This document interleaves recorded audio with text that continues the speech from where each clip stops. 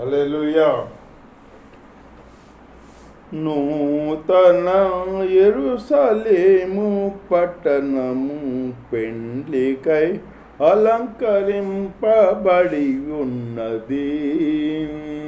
నూతన యెరూషలేము పట్టణము పెండ్లికై అలంకరింపబడి ఉన్నది.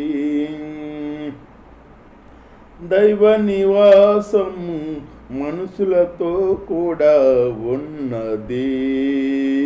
వారిది ఆయన ప్రజలయుందురు, వారాయనకు ప్రజలయుందురు. ఆనందమానందమానందమే నూతన యెరూషలేము పట్టణము పెండ్లికై అలంకరింపబడి ఉన్నది.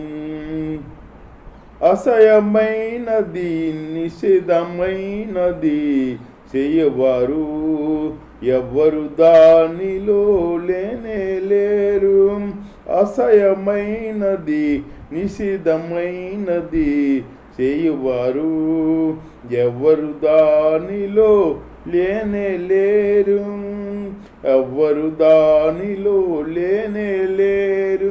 ఆనందమానందమానందమే ఆనందమానందమానందమే నూతన యెరూషలేము పట్టణము పెండ్లికై అలంకరింపబడి ఉన్నది. దేవుని స్తోత్రం. హల్లెలూయా. దేవుని స్తోత్రం. మీ అందరి కొందలో దేవుని మాటలు విందాం కొద్దిసేపు. మరియు పెద్ద సంఖ్యల చేత పట్టుకుని అగాధమిక తాళంచెవుల గల ఒక దేవదూత పరలోకం నుండి దిగివచ్చుట చూసి తిని అంటున్నాడు యోహాను భక్తుడు. పరలోకం నుండి ఒక పెద్ద సంఖ్యల చేత పట్టుకుని అగాధము యొక్క తాళంచెవు గల ఒక దేవదూత పరలోకం నుండి దిగివచ్చుట చూసి తిని అంటున్నాడు భక్తుడు. చూసి తిని అంటున్నాడు అన్నమాట. మళ్ళీ అతడు ఆది సర్పమును అనగా అపవాదియు సాయితానును అను ఆ మహాఘట సర్పమును పట్టుకుని 1000 సంవత్సరములు వానిని బాధించి అగాధములో పడవేసాడంట. ఆ ఘట సర్పముని అగాధంలో పడవేసి ఆ 1000 సంవత్సరములు గడుసు వరకు ఇక జనములను మోసపరచకుండునట్లు అగాధమును మూసేసాడంట. దానికి ముద్ర వేసి అటు పిమ్మట వాడు కొంచెము కాలము విడిచి పెట్టవలేనని. అంటే దేవదూత ఈ సైతాన్ అన్నవాడిని అగాధ సముద్రంలో అగాధంలో పడవేసి సంఖ్యలతో బంధించి అగాధంలో పడవేసి 1000 సంవత్సరములు గడిచి వరకు ఇక జన్మల జోలికి రాకుండా మోసపరచకుండా అగాధంలో మూసివేసాడంట. దానికి ముద్రేసాడంట దేవదూత. ఆ కొన్నాళ్ళు అటు పిమ్మట వాడు కొంచెము కాలం విడిచి మన జోలికి రాలేక ప్రజల జోలికి రాల. దేవుడి స్తోత్రం. అంతటా సింహాసనములను చూసి తిని వాటి మీద ఆసీనులై ఉండు వారికి విమర్శ చేయుటకు అధికారము ఇయ్యబడెను. మరియు క్రూర ముఖముకైనను దాని ప్రతిమకైనను నమస్కారం చేయక తమ నొసల యందు గాని చేతుల యందు గాని దాని ముద్ర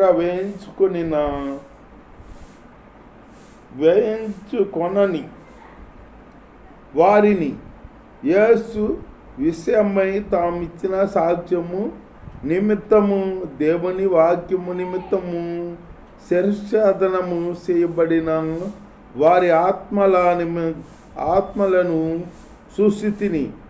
శిరస్సాధనం చేయబడిన ఆత్మలే చూశాడంట భక్తుడు. చెబుతున్నాడు, వారు బ్రతికిన వారై 1000 సంవత్సరములు క్రీస్తుతో కూడా రాజ్యము చేసిరి. 7 సంవత్సరములు క్రీస్తుతో కూడా రాజ్యం చేశారని మనుషులు క్రీస్తుతో కూడా రాజ్య పరిపాలన చేశారని భక్తుడు చూశాడంట. దేవుడి స్తోత్రం. ఆ 7 సంవత్సరములు గడిచే వరకు కడమ మృతులు బ్రతకలేదు. ఇదియే మొదటి పునరుద్ధానము.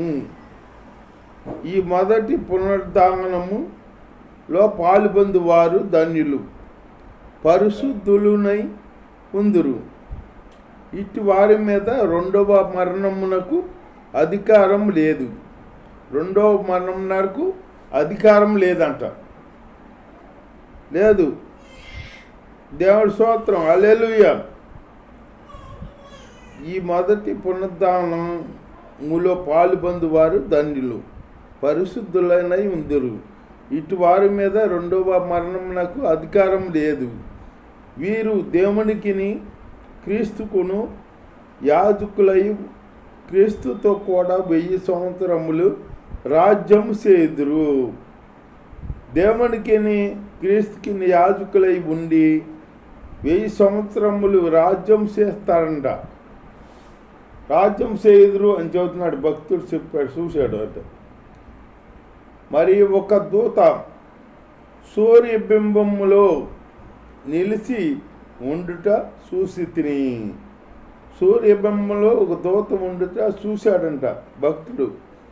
అతడు గొప్ప శబ్దంతో ఆర్భాటించి, రండి, రాజుల మాంసమును, సహజపతుల మాంసమును, బలిష్ఠుల మాంసమును, గుర్రముల మాంసమును, వాటి మీద కూర్చుండు వారి మాంసమును, స్వతంత్రులదేమి, దాసులదేమి, పొద్దువారిదేమి, గొప్పవారిదేమి, అందరి యొక్క మాంసమును తినుటకై దేవుని గొప్ప విందుకు కూడి రండి.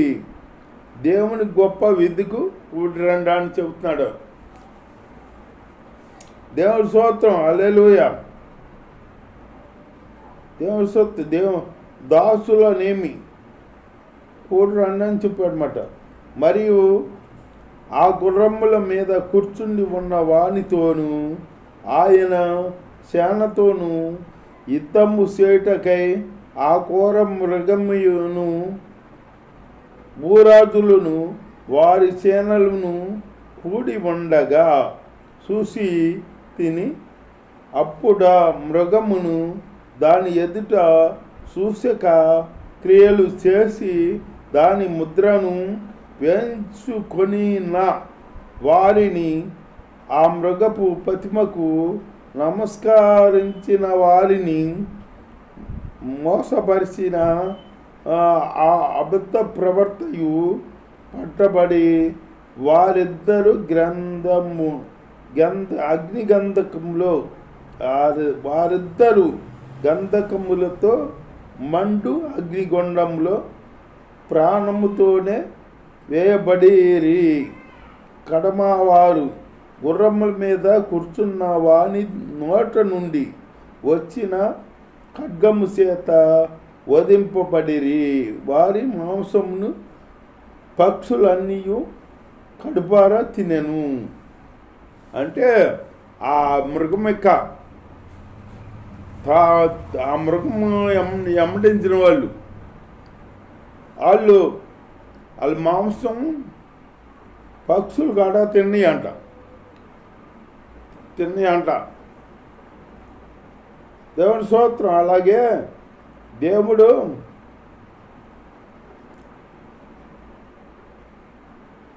దేవుని స్తోత్రం. హల్లెలూయా. మరియు పెద్ద సంఖ్యలను చేత పట్టుకుని అగాధము తాళం చేయి. ఇక అప్పుడు పరలోక రాజ్యం గురించి యోహాను భక్తుడు ఇక్కడ కళ చూశాడు. ఆయన దర్శనం చూశాడు కాబట్టి దర్శనం చూసి ఇక్కడ రాశాడు. ఆ పట్టణంలో మృగం ఉండేదంట. ఆ మృగాన్ని జయించి దేవదూత మనకి శక్తినిచ్చాడనమాట. మనం దేవుణ్ణి నిత్యం ఆరాధించే మన శ్రేష్ఠ జీవితాన్ని మనకిచ్చారన్నమాట. దేవుడిని నిత్యం ఆరాధించుకుంటానికి మనకి గొప్ప జీవితం దేవుడు అనుగ్రహించాడనమాట, దేవదూత చేసిందన్నమాట. అలాగే దేవుణ్ణి మనం గణపరుచుకునే బిడ్డలుగా, దేవుణ్ణి ఆరాధించుకునే బిడ్డలుగా ఉండాలి. ఆయనతో సహజీవనం చేసుకుంటూ ఆయనతో ఆయన విందులో పాల్పొందే బిడ్డలుగా ఉండాలి. మనం ఆయనతో పరిపాలన చేసే బిడ్డలుగా కూడా ఉండాలి. ఆయన మనకు అట్ట అవకాశం ఇచ్చాడనమాట. ఇట్ట అవకాశం ఎవరికి లేదు. బలవంతులకి, ధనవంతులకి, బలం కలిగిన వాళ్ళకి ఎవరికి లేదు. కానీ అయోగ్యులమైన మనకి దేవుడు అనుగ్రహిస్తున్నాడు. దేవుడి రాజ్యంలో పాలు పొందే అవకాశం ఇచ్చాడు మనకి. ఆ అవకాశం మనం పోగొట్టుకోకుండా దేవుడి రాజ్యంలో ఇందులో పాలు పొందే బిడ్డలుగా ఉండి దేవుడిని నిత్యం ఆరాధన చేసుకుంటూ దేవుని గణపరుచుకుంటూ దేవుడి రాజ్యానికి సిద్ధపడాలి మనం. అంతేగాని మనం ఈ చిన్న నాటికి మనం లోపడిపోయి దేవుడి రాజ్యం పోగొట్టుకునే స్థితిలో మనం ఉండకూడదు. దేవుడి స్తోత్రం, హల్లెలూయా. దేవుణ్ణే మనం ఎదుటి పెట్టుకుని మనం జీవించాలన్నమాట. దేవుణ్ణి ఎదురున్నాడని నువ్వు ఆయన్ని ఆరాధించుకుంటూ గణపరుచుకుంటూ ఆయనతో నువ్వు సహజీవనం చేయాలన్నమాట. ఆయన్ని ఇక్కడ ఆరాధించుకుంటే అక్కడ నీకు ప్రతిఫలం ఇస్తాడు దేవుడు. ఆయన రాజ్యంలో నీకు పాలు పడతాయి. అంతేగాని ఆయన గురించి పక్కోళ్ళు ఉన్నారో, ఇడ్లు ఉన్నారో, వాళ్ళు ఉన్నారో, మా వాళ్ళు ఉన్నారు, చుట్టాలు బంధువులు వాళ్ళు ఉన్నారని దేవుణ్ణి ఆరాధించకుండా నువ్వు సిగ్గుపడ్డావు అనుకో, ఆ రాజ్యాన్ని పోగొట్టుకుంటావు నువ్వు. మనం సిగ్గుపడకూడదు. సిగ్గుపడి మనకే ప్రతిఫలం ఇచ్చేది మన దేవుడు. వాళ్ళు వీళ్ళు ఎవరెవరో మాటలు చెప్పేవాళ్ళే కానీ వాళ్ళు వీళ్ళు మనకేమి చేయరు. వాళ్ళ వల్ల మనకేమి ఒరగదు. దేవుడి రాజ్యానికి మనం సిద్ధపడాలంటే ఆయన మనసారా స్తుతించుకోవాలి, ఆయన గణపరుచుకోవాలి, ఆయన ఆత్మలో ఆనందిస్తూ ఆత్మతో సత్యంతో ఆరాధిస్తూ దేవుని గణపరుచుకుంటూ దేవుడిలో సహజీవనం కలిగి సహజం చేసుకోవాలన్నమాట. దేవుడితో అనుబంధం కలిగి ఉండాలన్నమాట. అట్లాంటి బంధం కలిగి మనం జీవించాలి. అంతేగాని ఈ లోకంలో వాళ్ళు ఏమనుకుంటారు, వీళ్ళు ఏమనుకుంటారో అని మనం అనుకోకూడదు. వాళ్ళు వీళ్ళు ఈ లోకంలో మనకి ఏది మనకి రాదు, ముఖ్యం కాదు. మన పౌరుషత్వం అక్కడ ఉంది పరలోకంలో. దానికోసం గురి పెట్టుకుని ఉండాలి మనం.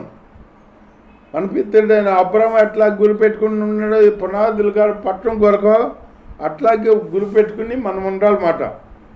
అలాంటి భక్తి చేయాలి. ఆశమాక్షి భక్తి చేసి మనం అటు ఇటు కాకుండా ఉండిపోకూడదు.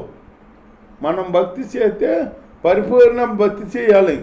చేస్తే దేవుడికి ఇష్టలుగా ఉండి చేసామనుకో దేవుడికి బలా మంచిది ఆశ్రా అని అక్కడంట లోకం పుట్టినది మొదలుకొని మీ కొరకు సిద్ధపరిచిన రాజ్యంలోని స్వతంత్రం చేసుకొని మీరు రాయండి, లోపలికి రాయండి అని ఆహ్వానిస్తారంట మనల్ని.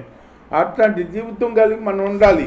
దేవుణ్ణి కనపరుచుకుంటూ ఆయన మహిమపరుచుకుంటూ ఆయనతో సహజీవనం చేసుకుంటూ ఆయన భక్తి చేసుకుంటూ ఆయన రాజ్యాన్ని సంపాదించుకోవాలి. మనం ఆయన రాజ్యానికి సిద్ధపడాలి. మనం అలాంటి జీవితం దేవుడు మనకి అనుగ్రహించును గాక. ఈ వాక్యం దేవుడు దీవించుగాక. తలబాంచను ప్రార్థన చేసుకుందాం. స్తోత్రం నాయన, పరిశుద్ధ యేసయ్యా నీకు వందనాలు తండ్రి. మేము నాయన తండ్రి పరిపూర్ణమైన భక్తి చేసి నాయన వాళ్ళు వీళ్ళు చూస్తారని కాకుండా తండ్రి మీ మంకే చూసుకుంటూ మేము భక్తి చేసుకుంటూ నాయన మీ రాజ్యానికి సిద్ధపడాలని మాట్లాడి మా దేవా నీ స్తోత్రం నాయన. అవును తండ్రి, మీ రాజ్యానికి నాయన మేము సిద్ధపడి మీ రాజ్యంలో ఉండే బిడ్డలుగా మేము జీవించాలి తండ్రి. అలాంటి జీవితం భక్తి జీవితం మాకు అనుగ్రహించి కాపాడు సహాయమని నజరేయుని యేసు నామములో భారతదేశానికి పెట్టుకున్న పరమ తండ్రి ఆమెన్. దయచేసి కాపాడుతుంది స్తోత్రం చెల్లి పరమ తండ్రి ఆమెన్ ఆమెన్ ఆమెన్ హల్లెలూయా.